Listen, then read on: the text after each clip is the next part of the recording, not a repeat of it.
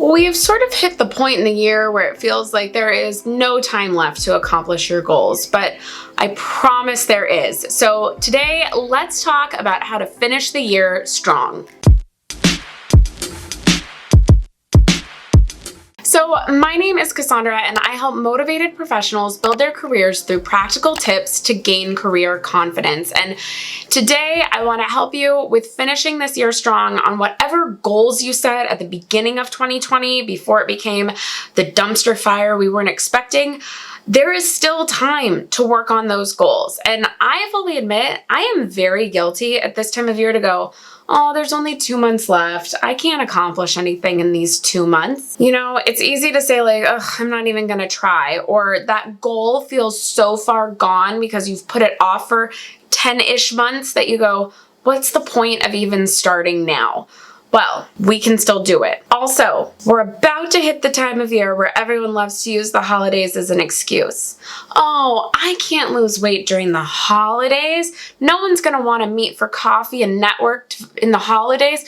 No one's hiring during the holidays. These are all excuses. Please do not tell me that the holidays were the reason you couldn't accomplish a goal. We can have discipline, we can be strong, we can finish the year well, okay? I'm pep talking myself as much as I'm pep talking you right now. So instead of giving up, I want you to dig in, right? Let's like really go hard on these next 2 months.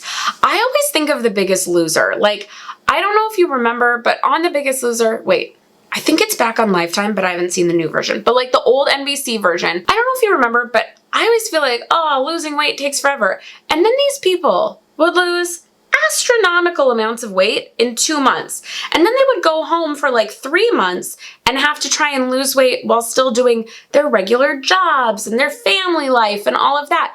And they would lose these crazy amounts of weight. And I think, okay, if they could do that, I can make things happen in 2 months.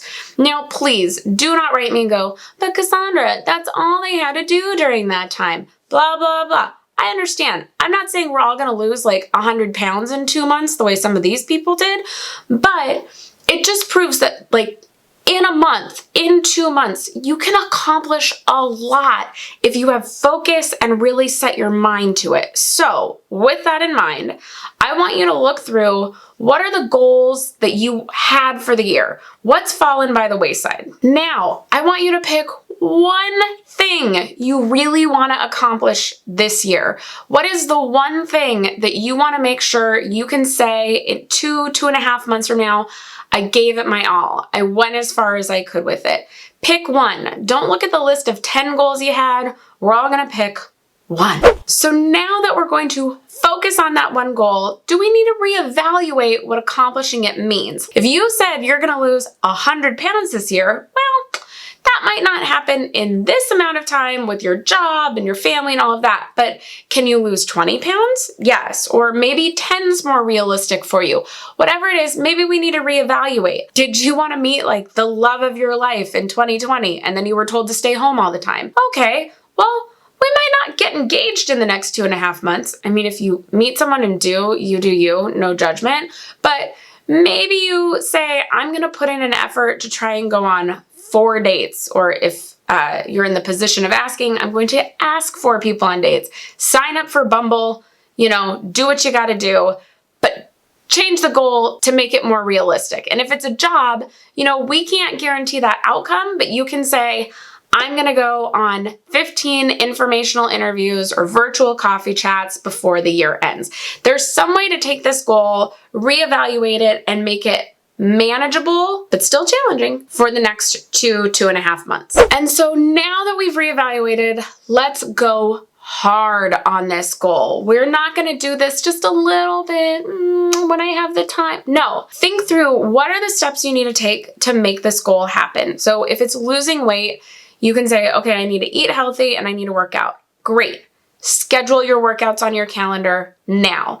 And maybe instead of doing one workout, maybe in the morning it's a longer workout, but you're also going to finish the night with one of those 7-minute workouts that you can do with an app on your phone, right? Just a little, you're going to show, I'm going to put in a little extra effort. Or eating healthy, still too generic, we got to be specific. So I'm going to drink a gallon of water a day, and I'm going to cut out carbs. I will meal prep on Sundays. Like, put those things in writing and put them on your calendar, but go a little bit above and beyond. So it's not just, oh, I'm going to work out a little bit every day.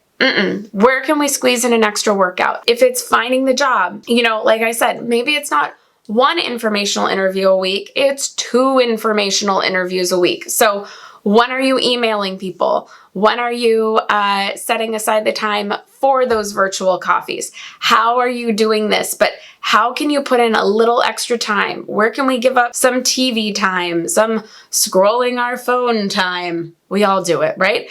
And use that to go a little bit harder on our goal and feel like we did all we could to get this done by the end of the year. The interesting thing about having just this limited amount of time left in this year is that constraints can actually really help us accomplish what we need. Because we have that time constraint, we feel a little bit more motivated to go a little harder. I've talked about this before on my Insta stories. It's that day before vacation effect. All of a sudden, the day before vacation, you are the most productive person you've ever been. You finish the report at work, you run 6 errands, you pack, you do all these things that you'd normally go, oh, I don't have time to do it all the day.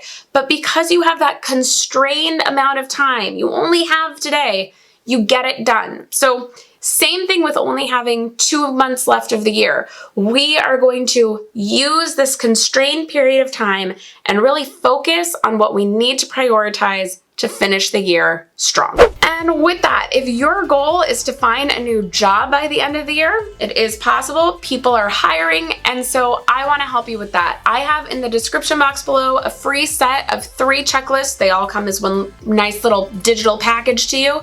It's a resume checklist, a cover letter checklist, and just an overall job search checklist to help you accomplish those career goals. So check that out in the description box. Let me know in the comments, what goal are you going to work on to finish the year strong and say, I gave it my all? Let me know in the comments. I would love to know what it is. That's it for today. If you like this video, give it a thumbs up. Be sure to subscribe if you haven't already, and I'll see you next time. Bye.